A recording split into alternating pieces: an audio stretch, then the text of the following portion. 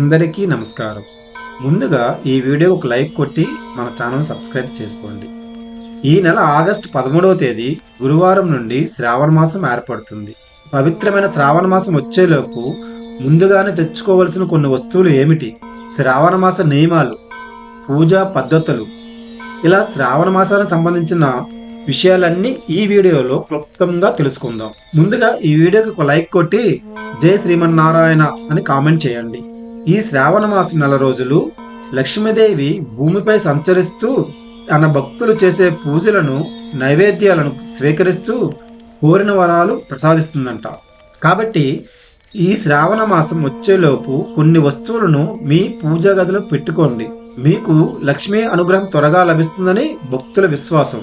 ఈ శ్రావణ మాసం వచ్చేలోపు ప్రతి ఒక్కరూ తెచ్చుకోవలసిన ముఖ్యమైన వస్తువులలో పసుపు కొమ్ములు ఒకటి. పసుపు లక్ష్మీ స్వరూపంగా భావిస్తారు కాబట్టి ముందుగానే కొన్ని పసుపు కొమ్ములు తెచ్చుకొని మీ పూజా గదిలో లక్ష్మీదేవి ముందు పెట్టుకోండి, లేదా లక్ష్మీదేవి చిత్రపటానికి పసుపు కొమ్ముల మాల వేయండి. ఇలా చేయడం వల్ల ఇంట్లో ఐశ్వర్యం, శుభం పెరుగుతాయని భక్తుల విశ్వాసం. అలాగే ఈ శ్రావణ మాసంలో ఒక చిన్న లక్ష్మీదేవి విగ్రహం తెచ్చుకొని మీ పూజా గదిలో పెట్టుకోండి. లక్ష్మీదేవికి అభిషేకాలు చేయడం, పసుపు కుంకుమలతో అర్చన చేయడం ఎంతో పవిత్రంగా భావిస్తారు. అలాగే మీ ఇంట్లో తులసి కోట లేకపోతే శ్రావణ మాసం వచ్చే లోపు తులసి మొక్కను ఏర్పాటు చేసుకోండి. తులసి మొక్కను పవిత్రంగా భావిస్తారు. శ్రావణ మాసం నెల రోజులు తులసి వద్ద దీపారాధన చేయడం, తులసి కోట చుట్టూ ప్రదక్షిణ చేయడం ద్వారా లక్ష్మీదేవి అనుగ్రహం లభిస్తుందని భక్తుల నమ్మకం. అలాగే మీకు ఆవు పిడకలు అందుబాటులో ఉంటే వాటిని సంప్రదాయ పద్ధతిలో ధూపం కోసం ఉపయోగించవచ్చు. గుగ్గిలం, సాంబ్రాణి వంటి సుగంధ ద్రవ్యాలతో ధూపం వేయడం ద్వారా ఇంట్లో ఆధ్యాత్మిక వాతావరణం ఏర్పడుతుంది.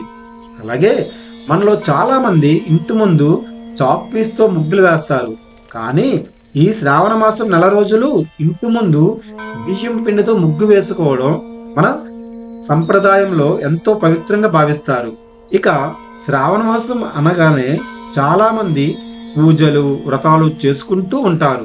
ముఖ్యంగా వరలక్ష్మి వ్రతం చేసేవారు కొత్త రాగి కలశం లేదా వెండి కలశాన్ని ముందుగానే తెచ్చుకోవచ్చు. కలశాన్ని దేవతా సాన్నిధ్యానికి ప్రతీకగా భావిస్తారు. కాబట్టి శ్రావణ మాసంలో పూజ చేసేటప్పుడు శుభ్రంగా సిద్ధం చేసిన కలశాన్ని ఉపయోగించడం సంప్రదాయం. అలాగే ఈ శ్రావణ మాసం వచ్చేలోపు మట్టి ప్రమిదలు తెచ్చుకోండి. శ్రావణ మాసంలో మట్టి ప్రమిదలలో దీపారాధన చేయడం ఎంతో పవిత్రంగా భావిస్తారు. ప్రతిరోజు కాకపోయినా ప్రతి శ్రావణ శుక్రవారం మట్టి ప్రమిదలలో దీపం వెలిగించండి. మరొక విషయం, ఈ శ్రావణ మాసం వచ్చేలోపు పసుపు, కుంకుమలను ముందుగానే తెచ్చుకొని పెట్టుకోండి. ఎందుకంటే ఈ శ్రావణ మాసంలో మీ ఇంటికి ఎవరైనా ముత్తైదు వస్తే ఇంటికి వచ్చిన ముత్తైదుకు పసుపు రాసి కుంకుమ బొట్టు పెట్టి పసుపు కుంకుమలను తాంబూలంగా ఇచ్చి పంపడం మన సాంప్రదాయంలో శుభప్రదంగా భావిస్తారు. ఇక చాలా మంది శంఖాన్ని పూజిస్తారు. అయితే ఈ శ్రావణ మాసం వచ్చేలోపు ఒక చిన్న దక్షిణావర్త శంఖాన్ని తెచ్చుకొని మీ పూజా గదిలో పెట్టుకోవచ్చు. శంఖం ఉన్న ఇంట్లో లక్ష్మీదేవి సాన్నిధ్యం ఉంటుందని భక్తుల విశ్వాసం.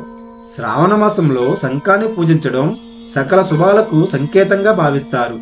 ఇక చాలా మంది బంగారం, వెండి వస్తువులు కొనుగోలు చేస్తూ ఉంటారు.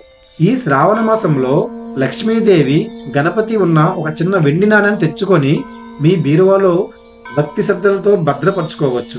అలాగే మీకు స్తోమత ఉంటే వెండి కుందులు తెచ్చుకోండి.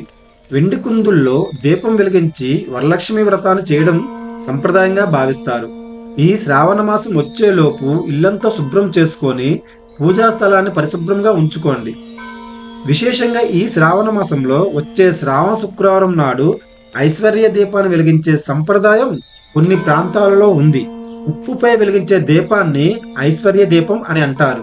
శ్రావణ శుక్రవారం దీపారాధన చేసి లక్ష్మీదేవిని భక్తి శ్రద్ధలతో ప్రార్థించండి. అలాగే శ్రావణ మాసంలో వచ్చే ప్రతి మంగళవారం మంగళగౌరి వ్రతాన్ని చేసుకోవడం సంప్రదాయం. ముఖ్యంగా కొత్తగా వివాహమైన మహిళలు భక్తి శ్రద్ధలతో మంగళగౌరి వ్రతాన్ని ఆచరిస్తారు. అలాగే ప్రతి శ్రావణ శుక్రవారం గోవును పూజించడం, గోమాతకు తగిన ఆహారం అందించడం, ప్రదక్షిణలు చేయడం మన సంప్రదాయంలో పవిత్రమైన ఆచారంగా భావిస్తారు. అలాగే ఈ శ్రావణ మాసంలో మహిళలు సంప్రదాయబద్ధమైన వెండి మెట్టలు, మట్టి గాజులు ధరించడం శుభప్రదంగా భావిస్తారు. ఈ శ్రావణ మాసంలో ప్రతి మంగళవారం, శుక్రవారం భక్తి శ్రద్ధలతో వ్రతం లేదా ఉపవాసం చేయడం కూడా అనేక కుటుంబాల్లో ఆచారంగా ఉంది. ఉపవాసం చేసేటప్పుడు మీ ఆరోగ్య పరిస్థితిని తగిన విధంగా మాత్రమే చేయండి. ఉదయం చేసే పూజలతో పాటు సాయంత్రం కూడా ఇంట్లో దీపాలు వెలిగించి పూజ చేయడం ఎంతో ఆహ్లాదకరమైన ఆధ్యాత్మిక వాతావరణం కలిగిస్తుంది. కాబట్టి ఈ శ్రావణ మాసంలో సాయంత్రం ఇంట్లో దీపాలు వెలిగించి సాంబ్రాణి ధూపం వేయండి. ఈ శ్రావణ మాసంలో లక్ష్మీదేవిని పూజించేవారు లక్ష్మీదేవి జపానికి తామర గింజల మాలను ఉపయోగించడం సంప్రదాయంగా ఉంది. ఇక అత్యంత పవిత్రమైన వస్తువుల్లో ఏకాక్షి కొబ్బరికాయ ఒకటి. కొబ్బరికాయకు సహజంగా ఒక కన్ను కనిపించే అరుదైన రూపాన్ని ఏకాక్షి కొబ్బరికాయ అని అంటారు. ఇది అరుదుగా దొరుకుతుంది. మీకు అందుబాటులో ఉంటే సంప్రదాయ విశ్వాసాల ప్రకారం ఎర్రటి వస్త్రంలో చుట్టి పూజా గదిలో భక్తి శ్రద్ధలతో ఉంచుకోవచ్చు. ఇక మనలో చాలా మంది పూజా గదిలో నీటితో నిండిన రాగి కలశాన్ని ఉంచుతారు. ఈ శ్రావణ మాసం నెల రోజులు ఒక చిన్న రాగి చెంబులో నీళ్లు పోసి అందులో చిటికెడు పసుపు, ఒక ఎర్రని పుష్పం వేసి పూజా గదిలో ఉంచవచ్చు. ప్రతిరోజు ఆ నీటిని మార్చి కొత్త నీటితో నింపండి. ఇది పూజా స్థలాన్ని శుభ్రంగా పవిత్రంగా ఉంచుకునే ఒక సంప్రదాయ పద్ధతి. జాతకంలో శని సంబంధమైన సమస్యలు ఉన్నవారు ఈ శ్రావణ మాసంలో వచ్చే ఏదైనా ఒక శనివారం నాడు రావి చెట్టు లేదా వేప చెట్టుకు పసుపు దారం చుట్టి నువ్వుల నూనెతో దీపం వెలిగించి ప్రార్థించవచ్చు. మీ ఇంట్లో అనవసరమైన ఖర్చులు ఎక్కువగా ఉంటే సంప్రదాయ విశ్వాసాల ప్రకారం ఒక ఎర్రటి వస్త్రములో 5 యాలకులు, కొద్దిగా పచ్చకర్పూరం వేసి ఒక మూట కట్టి బీరువాలో ఉంచే ఆచారం కూడా ఉంది. ఇలా చేస్తే కొంచెం ఖర్చులు తగ్గి వివాహ ప్రయత్నాలు చేసేవారు, అలాగే సంతానం కోసం ఎదురు చూస్తున్న దంపతులు శ్రావణ మాసంలో చిన్నారులను గౌరవంగా ఇంటికి ఆహ్వానించి పండ్లు, గాజులు లేదా కొత్త బట్టలు అందించే సంప్రదాయాలు పాటిస్తారు. ఈ శ్రావణ మాసంలో ప్రతి ఒక్కరూ సూర్యోదయానికి ముందే నిద్ర లేవడానికి ప్రయత్నించండి. ఇంటిని, పూజా గదిని ఎల్లప్పుడూ శుభ్రంగా ఉంచుకోండి. ప్రతి శ్రావణ శుక్రవారం లక్ష్మీదేవికి కుంకుమార్చన చేసి ఎర్రని పూలు, మల్లె పూలు సమర్పించి భక్తి శ్రద్ధలతో ప్రార్థించండి. శివుని ఆరాధించేవారు శ్రావణ మాసంలోని సోమవారం రోజున శివునికి బిల్వపత్రాలు సమర్పించి సంప్రదాయ పద్ధతిలో అభిషేకం చేయవచ్చు. శ్రావణ మాసంలో ఆహార నియమాలను కూడా భక్తి శ్రద్ధలతో పాటిస్తారు. మీ కుటుంబ సంప్రదాయం, ఆరోగ్య పరిస్థితికి అనుగుణంగా సాత్విక ఆహారం తీసుకోవడం మంచిది. చాలా మంది అప్పుల బాధ నుంచి విముక్తి కోసం శ్రీ యంత్రాన్ని పూజా గదిలో ఉంచి భక్తి శ్రద్ధలతో పూజిస్తారు. అయితే ఇలాంటి ఆధ్యాత్మిక ఆచారాలను విశ్వాసం, సంప్రదాయం పరంగా మాత్రమే చూడాలి.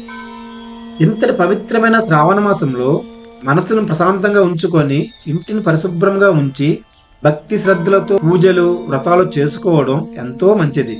ఈ శ్రావణ మాసం మీ ఇంట్లో సుఖ సంతోషాలు, శాంతి, ఐశ్వర్యం నింపాలని మనస్ఫూర్తిగా కోరుకుందాం. శ్రీ మహాలక్ష్మీదేవి అనుగ్రహం మీ అందరిపై ఉండాలని ప్రార్థిస్తున్నాను.